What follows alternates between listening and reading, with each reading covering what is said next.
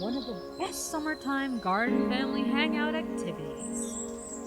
Runs in the family from mom's side. Not many of my friends even know what it's all about. That's Mr. Frog. He's the unrelenting guard of this area.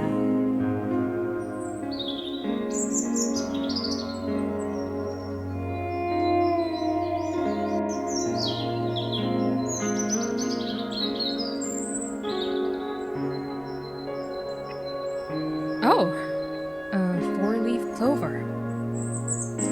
I haven't found one in ages. I haven't looked for them specifically. I was never good at spotting them anyway. Unlike Grandma, she was the best.